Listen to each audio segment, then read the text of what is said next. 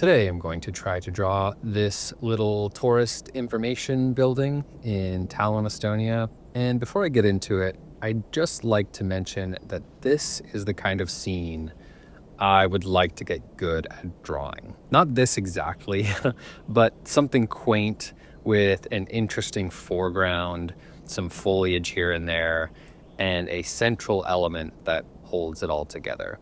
While this is by no means my favorite reference, or candidly my favorite drawing, the combination of things going on here is appealing to me in a way that excites me to learn and maybe, hopefully, one day even paint. With that out of the way, as you can see, I've started with the window of this building first. Thanks to a handful of things I've been learning over the past few weeks, I really appreciate this approach for its use in measuring out the rest of the scene.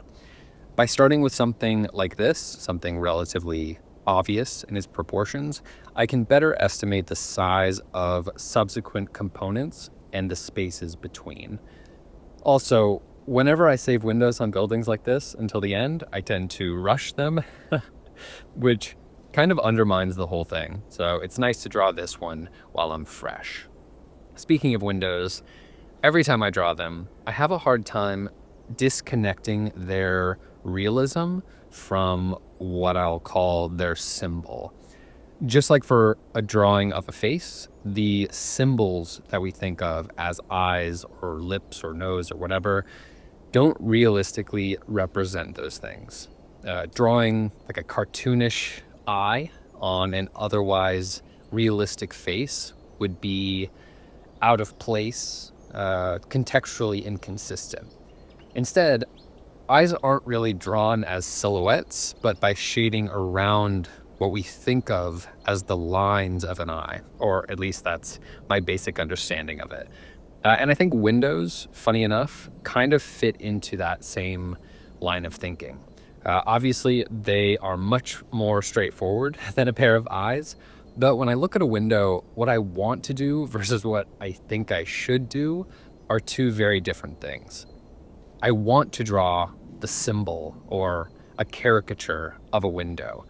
All the shapes, these little rectangles, I make by drawing lines, even for the frame, which in this case is white.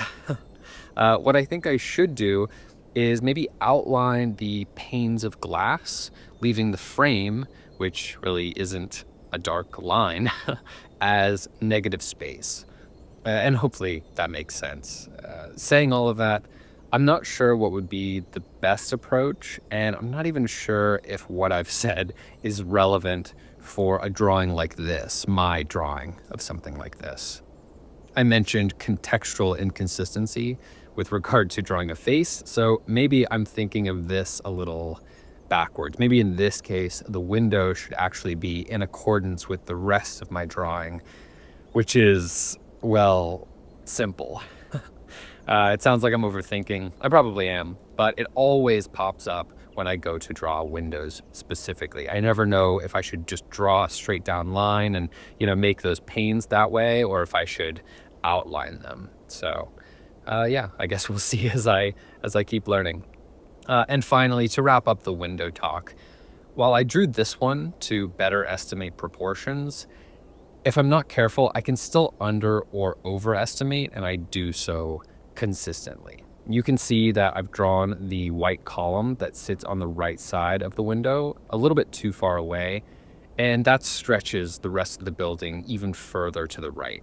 So even though I'm doing certain things for certain reasons, those things don't always pan out. At the end of the day, the drawing process for me comes down to a lot of estimations and guesswork. And most of those estimations come from feel alone rather than observation, unfortunately. I'm looking up and down constantly, but usually at a glance, and all I'm trying to do is get a sense of the general shapes and proportions rather than exact measurements. This makes for kind of a funny dance where my left foot wants one thing and my right wants another. Where I say I want clean proportions, but my method sometimes negates that. Ultimately, I do a lot of eyeballing, which doesn't necessarily align with how I start the drawing, but it does align with where I'd like to get to with drawing. Because I want to be good at drawing the essence of a reference, it's what I should be practicing. But also, at this beginner level, it can be risky to put my faith in a skill not yet acquired. So again, that's the dance that I'm talking about. So as you can see, I'm focusing all of my attention on the central focal point. This building to me is the foundation of the scene. So in my opinion, it should not only be the most accurate in its representation, but it should also be the most detailed. Even if I left the rest of the scene pretty empty, I'd still have a drawing of a little house. But the same couldn't be said for the canal, for instance. Had I spent the majority of my time getting that quote unquote perfect in the beginning, I'd run the risk of rushing through what I see as the more significant component of the reference, the house, later on, house, building, whatever. I'm going to call it a house or a building on and off, so I'm sorry. However, and there's always a however, by using this approach, I'm left with the inverse problem. The more time I spend on the building, the less time I feel that I have for the rest.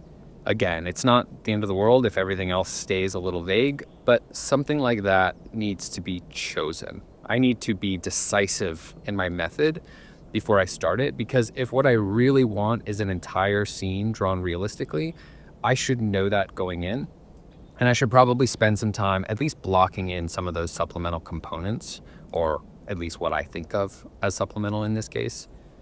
Speaking of, I actually went back to my very first drawing of this series to see how I started it, and it's quite different. If you haven't seen it, change that, please. Go watch all the videos.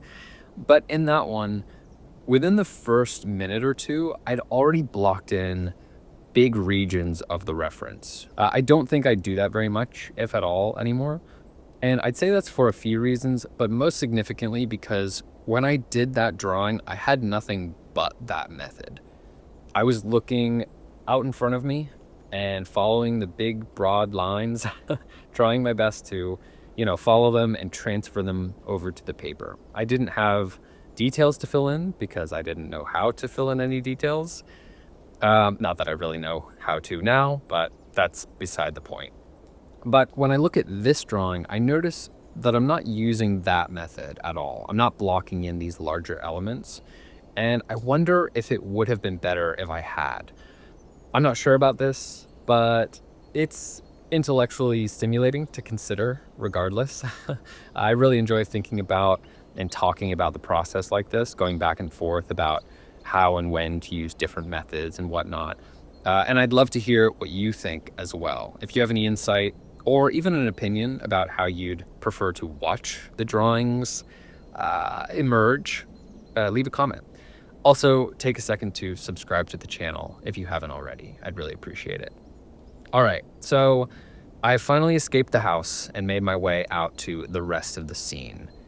To hint at the grass, I made the bottom of the house slightly rough and uneven, as you can see. The main tree, the sort of central tree, is lightly implied through this bushy silhouette, and the marks I've made within the silhouette are to signify its depth. Ideally, the negative space gives a sense of density because thanks to yesterday's tree, I realized that more detail doesn't necessarily mean more information. At a certain point, the more I add, it's like the less I suggest. The more detail, the more likely it is that the viewer would assume that's all that is there. I hope that makes sense. So in this case, I went less is more, although unfortunately it still has sort of a cartoonish feel, which is less than ideal. As for the canal, I really struggled with the perspective here. These lines curving away from me were incredibly difficult to distill down to 2 dimensions, and even harder to figure out how and where to draw them.